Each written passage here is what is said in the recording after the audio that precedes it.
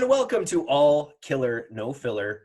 I'm going to start that again because I didn't like that intro. That's the first time I've ever had to restart an intro. Hello and welcome to All Killer No Filler, the Pilot House podcast project where we just talk about awesome ideas that we're dealing with on a... No, this is not good. Hello and welcome to All Killer No Filler. Here is what has been working this week. Oh my God.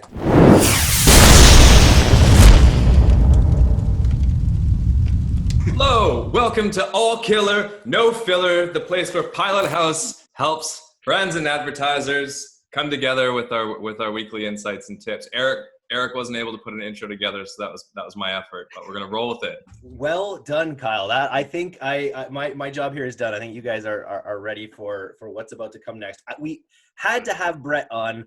Brett has one of our company's longest standing employees. Brett Turner, welcome to All Killer No Filler. I know you're a big fan. This must be a big moment for you.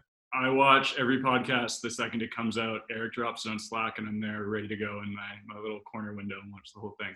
Amazing. Huge fan. Thank you for having me. Very nice. Well, why don't we just start with an overview of where we're at with lead gen right now? I think anytime you're heading into a troubled economy, traditional logic dictates that lead gen is a bit of a port in a storm, even though we're seeing e-commerce continuing to rise as well during these troubled times.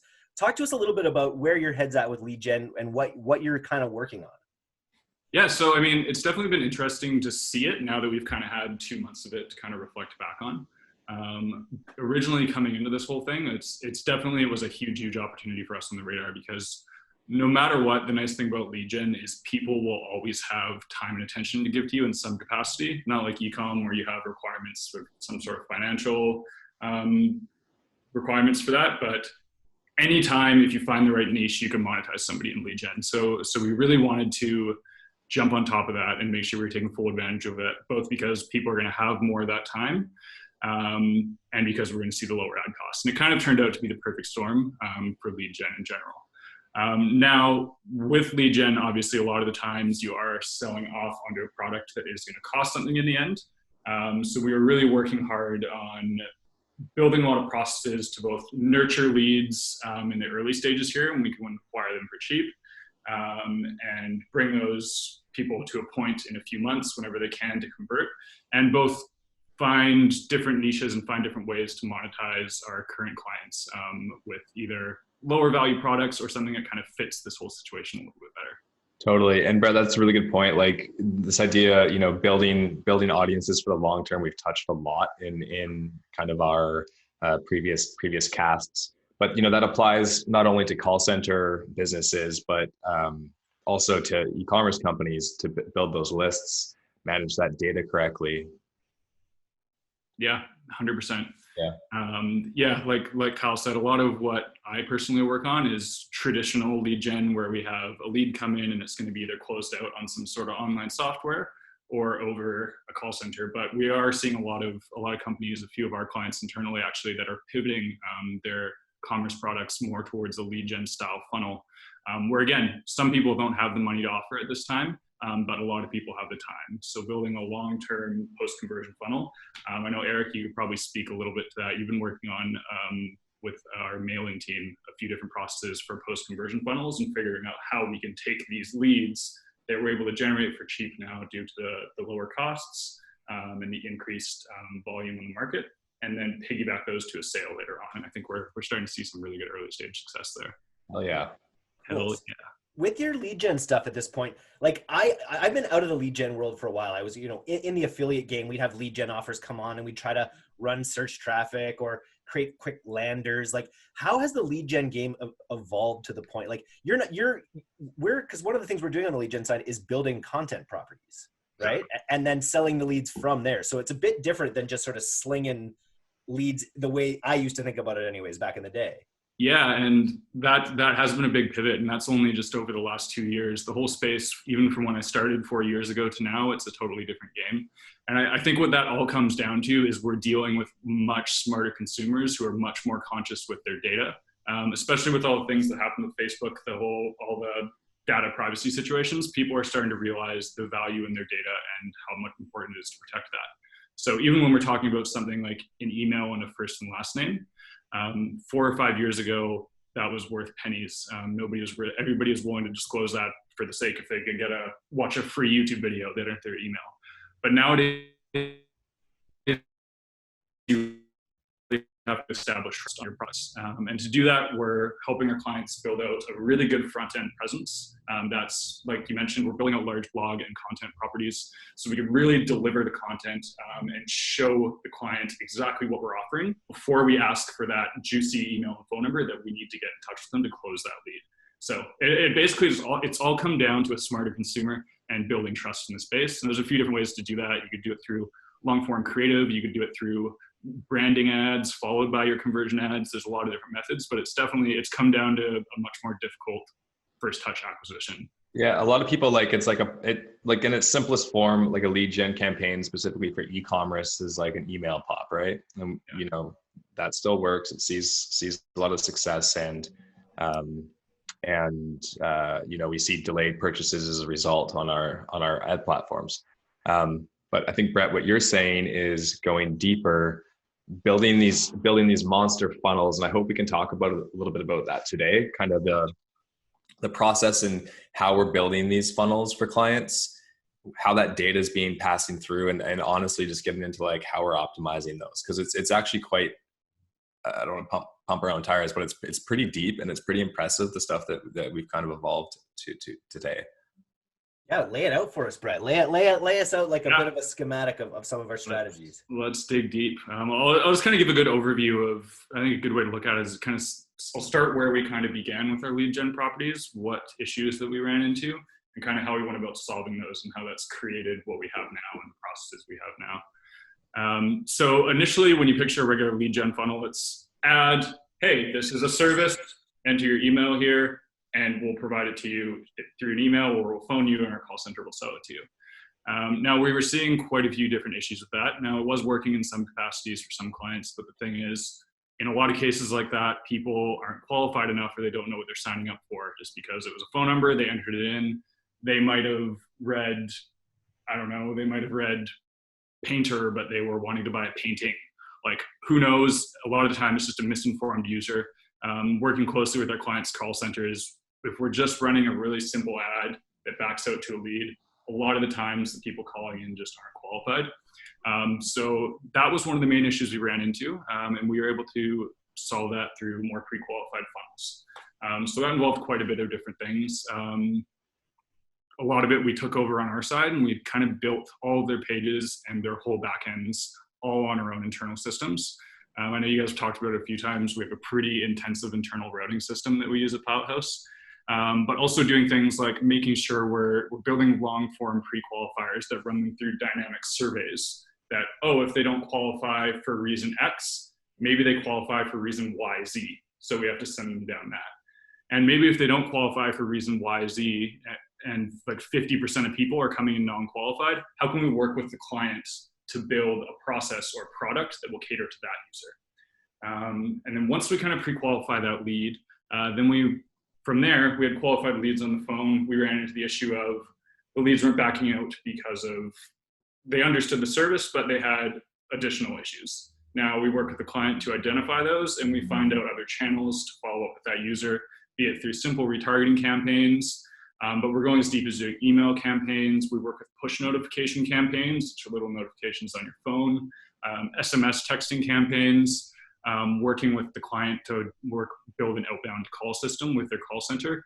And just going through all that. And we've built a pretty in-depth system on both solving all those problems through conversion rate optimization and working directly with the clients, but as well as building the tech. So we have like a lead delivery system where we could essentially have a client that's ready to go, that's never worked with the call center and never had anything in their life, and we could have leads in their inbox, in their personal email within like 20 minutes without any tech integration whatsoever.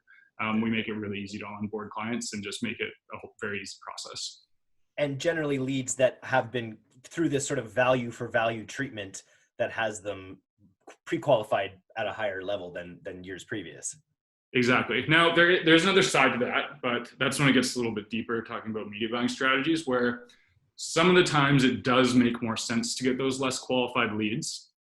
Now, a situation where that's the case is where obviously those more intense leads running through a really intense funnel, pre-qualifying a bunch, asking usually a lot of pretty personal questions, the costs are going to be quite a bit higher there, just due to the nature of the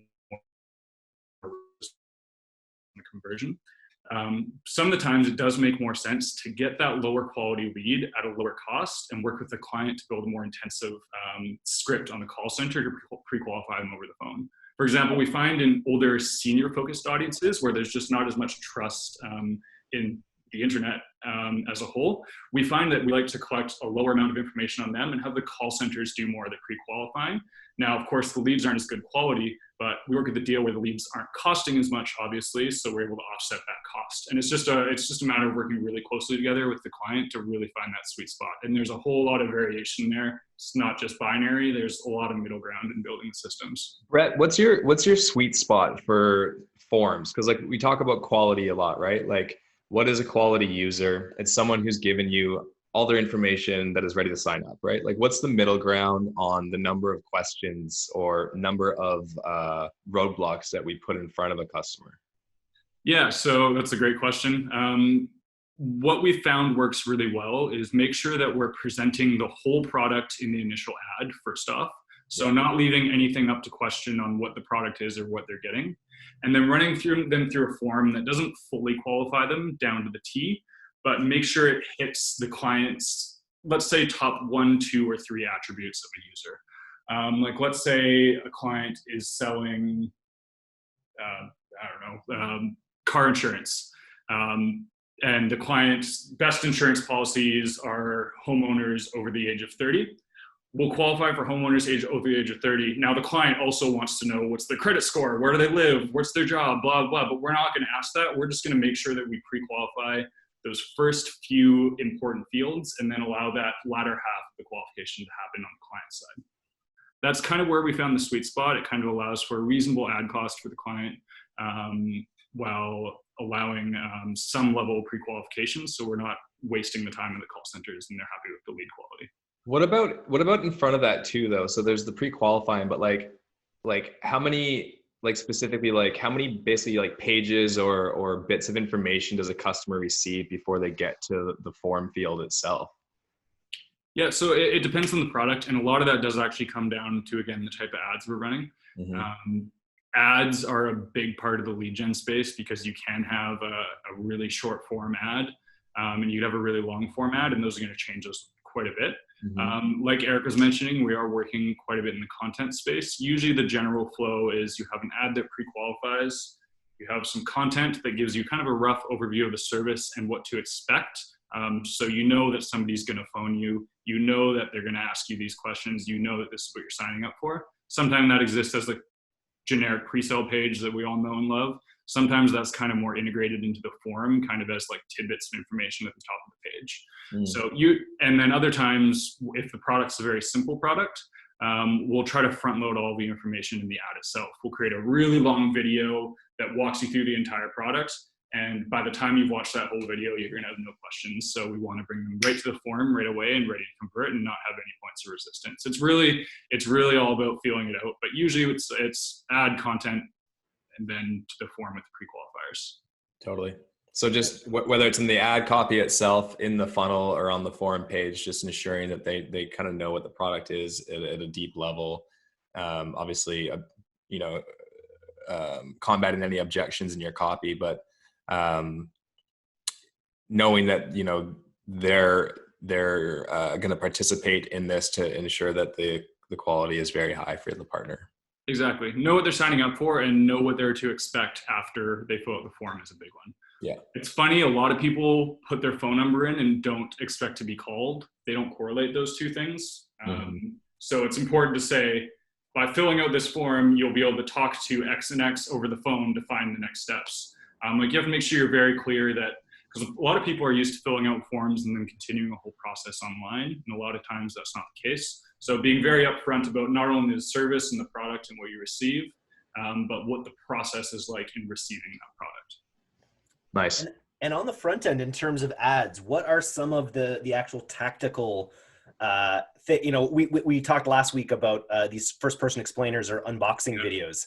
So I'm interested in some of these other, front end pieces that are really great, because I assume, on that front end, Dennis is your alter ego, or whoever we get to make these first person ads. You walk us through a little bit of the ad making process. Yeah, the very first part of the ad making process is first, again, identifying what type of ad we're making, whether or not we want to disclose all the information in the ad and kind of push them quickly to a form, or have an ad that's going to be a little bit more on the clickbaity side and then present all the information on the page. So we kind of have two styles of ads. Once we identify that, again, recently all the information in the ad has been winning out. Recently it's been very kind of user-generated content style creative. Very unedited, like very, very at home looking. A lot of the creative we're using, I'm filming with my cell phone, walking around my apartment like a crazy person. But that's what works best. And it's genuine. It's not people talking in a high influencer voice. It's not, hey, welcome to blah, blah. It's like, hey, killer, no filler. Yeah, exactly. It's, hey dude, this is my cool new cell phone. I really like it because it has these apps. People just want to have genuine content showed to them. And I think part of it too, especially during the COVID epidemic, is people are just looking for something to watch. They're craving entertainment.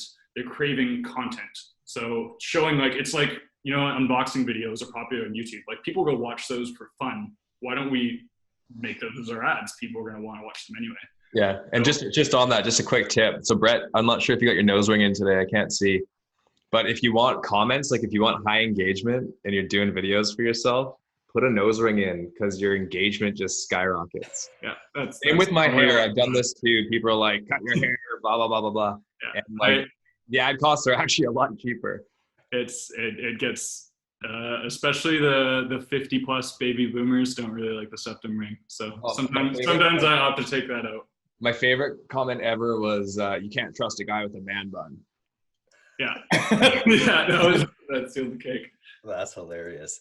Nice. Now, are there any high level trends in in lead gen specifically right now in terms of offers, or kinds of leads that are more valuable or less valuable given some of the changing aspects of the world?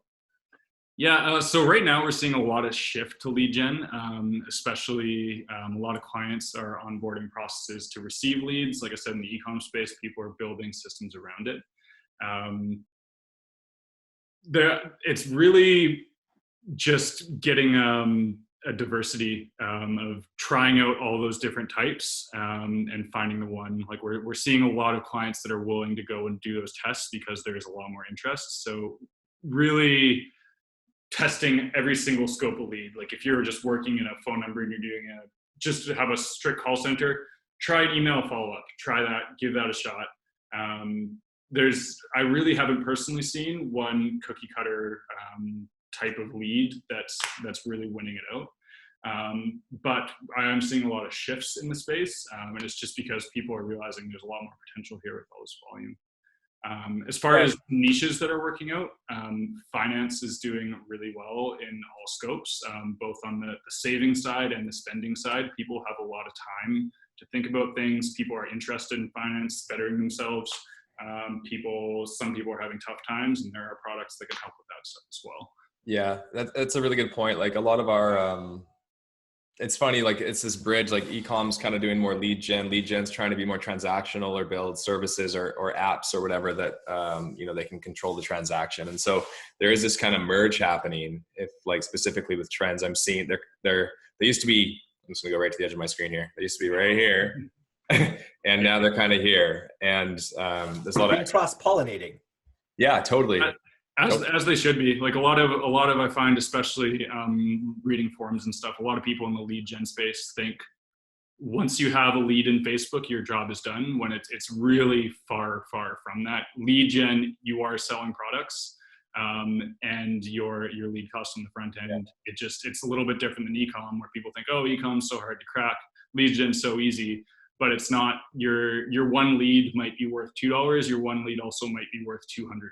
There's just so much discrepancy there, and a lot of that work has to be put in on the data side and the analytics side and working with clients. So, something else really interesting is just like general major trends in the lead gen space are intermediaries coming in that are developing services like auto switching or optimize your credit card payments for you, or will manage your AT&T bills, whatever it is. There's especially in the insurance space, there's an influx, massive investment going into automation.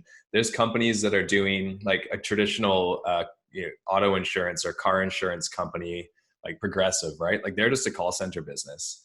But then there's people on top like Zebra, for example, where they're actually managing the switches for you. There's even companies that are giving you cheaper rates based on the data of your phone in your car. And so there's a lot of companies that are slotting in and creating value for consumers, but it's actually putting pressure on the traditional call center businesses to kind of shape up and do a better job too. Interesting. Yeah. I'm wondering with this sort of like content first approach, value for value, is it becoming less instantaneously transactional in that you might get a lead from a person, but then they might stay part of your mailing list, and you might be able to get them interested in another service. Again, is the sort of content first approach helping with LTV of these leads, or is it still mainly happening in the first sort of 3 days of their initiation of their coming across our content? I think a lot of the times, actually, I think it's not that it shifted that, but it's more just taking advantage of those people that wouldn't have converted anyway if those services weren't there. So a lot of the times you do see lead gen as this traditional, they sign up, they call on the phone, and they're done then and there. And that is a case a lot of the time. But from what I've seen in the data when we're building out these funnels, it's not like we're losing those first touch people. Those people that we're going to convert on the first touch are going to convert anyway. So it's not like we're shifting that. We're just going from this to growing our customer base to this, because we're taking from those people that kind of had the skepticism that needed more convincing, that before the call center just like, oh, you're not interested. Okay, sorry, bye. Bam, they're gone. We've taken from that. We still have these people. We've still collected them, but we're able to capitalize on this whole other large scope of people. Very cool. And that's very similar to the project that we're collaborating, on the on that email side. And to me, it's almost like, this is a product that it's telemedicine. I think it's okay to say that it's a telemedicine product. And we're sort of using transactional e-commerce strategies of just creating more touch points with the customer to give them a better impression of the brand. And already I just saw the client mentioning already from these extra touches we've added into this lead generation process, they're seeing their conversion rates go up. So to me, it's a really good example of how these worlds are merging. Yeah, exactly. I'm not too privy on that particular client or deal. I know you guys have done a hell of a job there. Can you talk about those additional touch points? Like what is that? Why is that client happy? Yeah, so basically it's a client where, they have a telemedicine service where they're presented, with a lead generation offer, a lead generation ad in the beginning, where they can get a specific service related to telemedicine. They sort of, and the whole goal is to get them onto the phone, and then on the phone, the service is more explained. And then it's a process. It's like a whole process that can take up to 60 days essentially. Mm-hmm. And so it's just a way. Yeah, go ahead, Brad. And just to elaborate on that, that's a perfect example of kind of what we worked with in, like Eric says, it's a very long sales process. It's a medical process. There's a lot of information required. And we worked with the client pretty heavily on that, where initially his whole form pre-qualified the entire user and the whole thing, but those leads were astronomically expensive. And it was working, but there's a huge opportunity to kind of, we still pre-qualified the major need-to-haves for this service. And then we put more focus on the call center side of things and the service Eric's working on. And it's gotten to the point where it's very significantly reduced his costs in doing that. So he's handling a lot more on the call center side, and then what Eric's working on there, he's really getting that contact rate up. So you've reduced the qualification requirements to give us your data, right? Yep. You've made it clear. It's clear instruction on what's going to happen. We've built out an email SMS program, just email and SMS, and it's I don't know if the SMS is in quite yet. But it's really just it's these extra touch points of, hey, you're expect a call in the next hour. Right. And that, just there, sending an SMS that says expect a call from our medical professional in the next hour, they're just going to be 20% more likely to pick up a call if they've sort of been warmed up Yeah. in that fashion. We're trying to do that along this entire process just to increase those touch points and increase the value. Correct me if I'm wrong. I think that's like a 60-part email sequence. Is that right? Yeah, it's 60-part email sequence, and this, in this case, it's being able to work with a client. Like, this client is just so organized, so next level when it comes to their vision of the customer journey. That was really just a matter of us taking their map that they've written out of this 60-day customer journey, and then just thinking, okay, what would be a great touch point here? What would be delightful? You know what I mean? Like, what would make them feel great about this process? And it is a great process, and it's a great service. So it's something I feel, happy about helping them build. But yeah, it's really neat to see the way it's coming together. I'm excited to see when it's fully operational. I know it's sort of just partially implemented now. We have a big machine, lots of cogs, and that'll allow you to scale more. Exactly. It all like that's the big thing with lead gen is you're not just a media buyer anymore. You're a funnel optimizer. You're a data analyst. You're a email builder. You're a call center manager. You really have to look past your numbers in Facebook. So one of the things that we wanted to talk about today was Facebook's announcement of server-to-server tracking. And now this isn't, I know right now we operate on is it cookies mainly, or the Pixel, and then cookies on digital web. We don't talk about cookies so much anymore. So I'll just frame that real quick. So Facebook primarily has been driven by pixels, which everyone knows, obviously. Conversion events driven by pixels, blah, blah, blah, blah, blah, blah, blah. A lot of people know Facebook has been working on server-to-server tracking. And we left a meeting in the UK with our Facebook rep there, and they gave us a lot of insights and access into of what the server-to-server tracking would look like. And for those of you who don't know, server-to-server tracking basically is where conversion events are sent from server to server so that you're not dependent upon browser session cookies. So in theory, historically, very common in the performance marketing place, it lives and breathes on postbacks and server-to-server tracking, but ad platforms are starting to do the same thing. Exactly. Yeah. Nice. So what are some of the things that server-to-server tracking enables? Yeah, so it brings really two huge astronomical things to the table, depending on your situation. The first one is going to be, it's going to allow you to implement accurate Facebook tracking on clients that, for whatever reason, aren't able to support a Facebook pixel. We get a lot of pushback on the Facebook pixel for multiple different reasons, ranging from they're not willing to put our pixel on there because they don't know if they're willing to have that on there at the code, or willing to like share their sale data or anything along those lines, or they're not just technically set up to do it. A lot of people just aren't capable of placing the Facebook pixel. So it allows us to work with those clients a little bit more directly without actually placing any code on their page and still being able to actively track conversions. The other one, which is even more exciting, I think, especially to me, is it allows us to track events that happen off of Facebook. So that means we can track, using call centers, we can track when somebody's closed on a call. We can track when somebody's made the next step in the sales process. We can track when somebody's done something in an SMS message. If they've replied yes to an SMS, we could piggyback that back onto Facebook. We can track things from ManyChat and fire pixels in ManyChat. It kind of opens up a huge amount of optimization. That's going to allow us to obviously optimize to that point directly, especially if we're running one of those ads where I was mentioning earlier, where we're not pre-qualifying too aggressively on the front end, and we're allowing the call center to do a lot more of the qualifying, where sometimes they're only closing 1% to 2% of the leads just due to the nature of the campaign. But we're able to piggyback all that conversion info into Facebook to really better identify the clients. And Brett, so we've managed to make postback tracking work. However, there's some caveats with that, correct? Yeah, so it's unfortunately not cut and dry. It's not as simple as a cake or volume postback that some people are used to, but it does work on the same fundamentals relatively.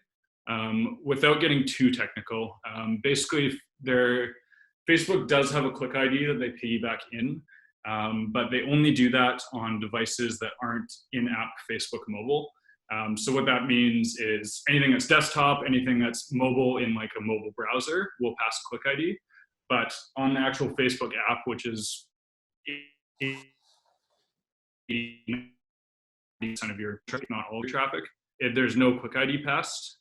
That's likely due to them not thinking they need external tracking because it's all within Facebook. Fair enough.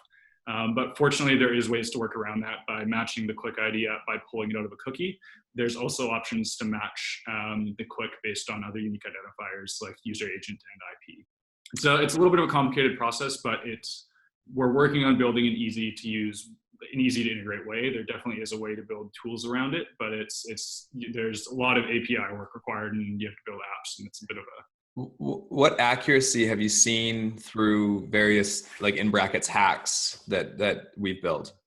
So it's varied for sure. At a very low level where we're just matching off user agent and IP, which is very easy, we're seeing anywhere from 60 to 70% accuracy. If we're able to pull the cookie, it's pretty much 100% because you're matching a direct Quick ID.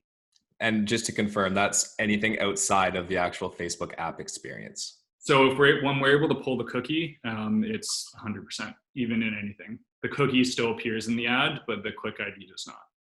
Got you. Yeah. So they're not quite there. Moral of the story. It's very close though, and once there's ways to do it. It's just about figuring out the best way. It varies per how you're running and what your properties are, but it's a very close thing to happening. And again, once we're able to track those offline conversions, you pretty much have endless possibilities. Now you are able to do that now currently through the offline conversions, but you have to bulk upload or do a scheduled blah, blah, blah. This is automated real time. You could hook in with your client's call center, and you can literally have it so when their call center agents hits the drop down as client, instantly fires into Facebook as a sold conversion, which is as like a huge. Disposition. I think about it in terms of this client we've worked on, where they have a call center where the call center will mark off a specific disposition of a lead, like they want to know more, or they're unsure about this aspect or this aspect. You could technically just fire dynamic events for each of those, and then have your ads specifically reference those dispositions. That's fantastic. Yeah, that would be like let's say you're running an ad that hits resistance point ABC, but everybody's saying, oh, but what about D? And then you add D in there, and all of a sudden your ad converts 3x. Yeah, there's endless possibilities there. When you're dealing with lead gen, where everything happens post conversion, being able to have insight on that down to the ad level is endless in its value. Very cool. So what are your outlooks for lead gen for the rest of 2020? I know you guys are extremely bullish. You're having some of your best months you've had.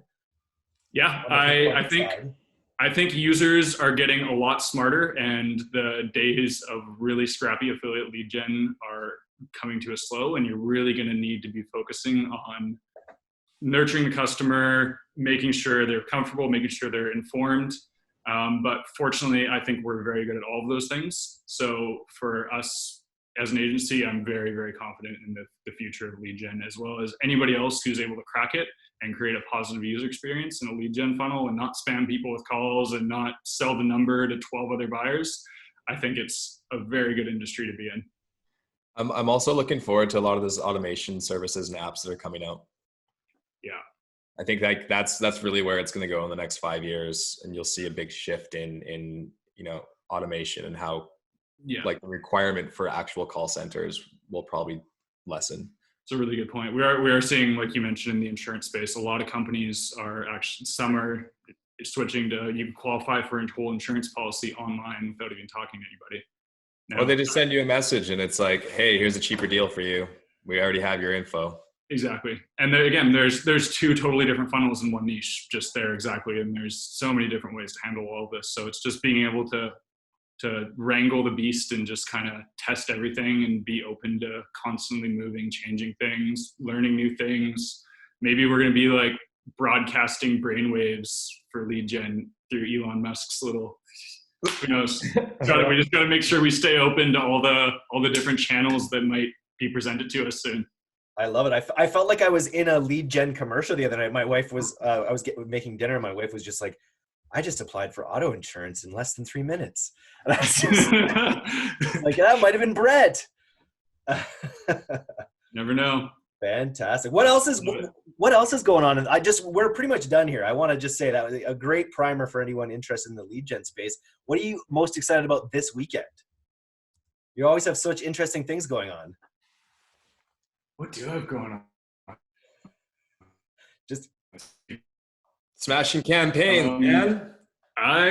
It's a really nice day out. I just finished building a new bike, so I'm gonna go burn around the city. Honestly, we've been putting in really busy days. We've seen some really good growth on clients, and I'm gonna go burn around on my bike and listen to music for a few hours, and then just enjoy the weekend. By the way, good for you. Awesome. I want to thank you for coming on All Killer No Filler today. Awesome. Appreciate the help with the intro, Kyle. Back on my game next week. But anyway, it's been great. I look forward to getting this one out early next week, probably Tuesday. Thanks, Eric. Thanks, Brad. Peace. Thanks, guys. Two faces.